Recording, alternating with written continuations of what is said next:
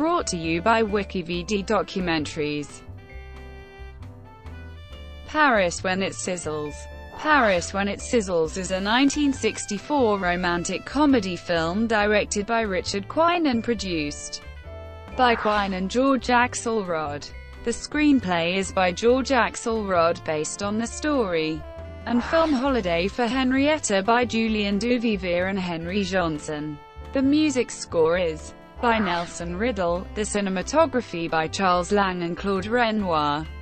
The film stars William Holden and Audrey Hepburn, and features Grégoire Aslan, Raymond Bussières, Noël Coward and Tony Curtis.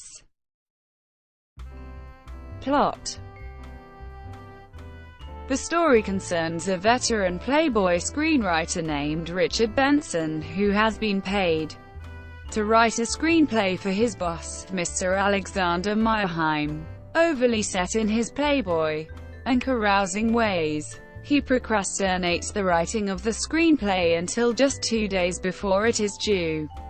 Gabrielle Simpson, a temp secretary hired by Benson to type the script, comes to Richard's hotel room where they are to work on the script, only then finding out about the tight deadline and that not one page or line of script had yet been written. The desperate and self-loathing writer, Richard, begins to be awakened and inspired by the beautiful Gabrielle, and starts to come up with various scenarios for his screenplay, called The Girl Who Stole the Eiffel Tower, which is based on their unfolding romance. The screenplay, with small, but inspired, and comedic roles for Noël Coward, Tony Curtis, and other famous stars of the day, makes fun of the movie business, actors, studio heads and itself, and is rife with allusions to the iconic earlier roles of the two main stars. Cast. Some members of the cast have roles in The Girl Who Stole the Eiffel Tower, the film within the film. Production.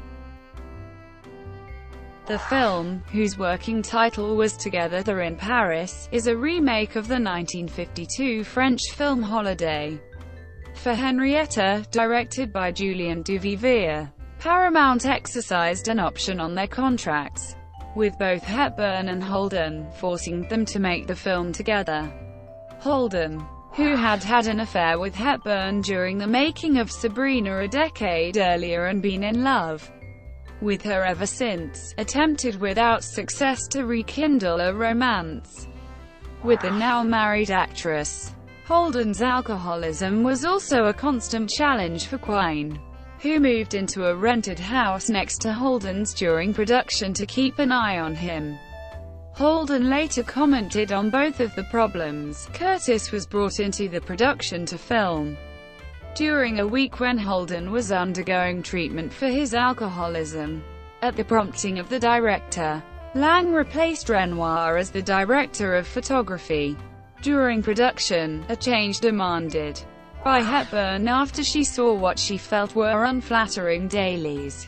Hepburn shot the film in the summer of 1962, back-to-back with Charade, which she shot that fall.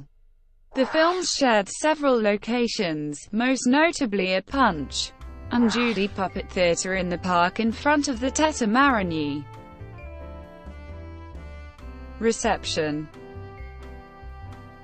Variety called Paris When It Sizzles, Marshmallow Waiter Cameron quoted a line from the film as an apt description of the film itself: contrived, utterly preposterous, and totally unmotivated. It complimented the two leads, saying Hepburn is a refreshingly individual creature in an era of the exaggerated curve, and Holden handles his assignment commendably. Time magazine said the film was a multi-million-dollar improvisation that does everything but what the title promises, and suggested that writer George Axelrod and director Richard Quine should have taken a hint from Holden's character Richard Benson, who writes his movie, takes a long sober look at what he has wrought, and burns it.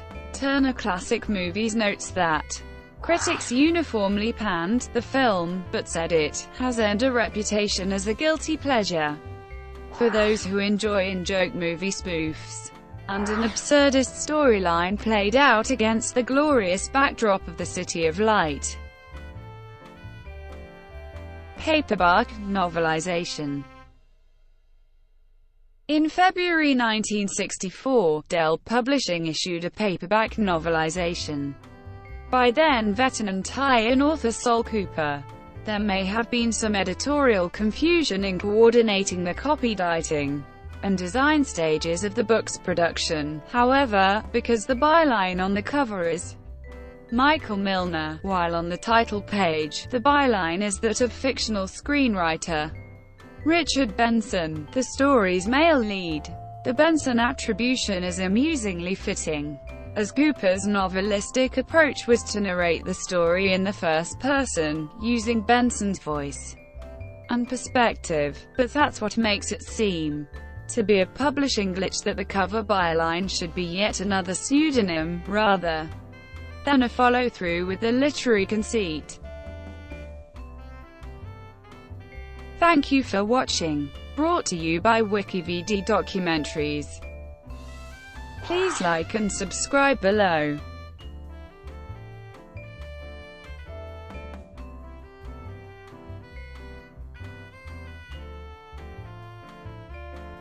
Please like and subscribe below.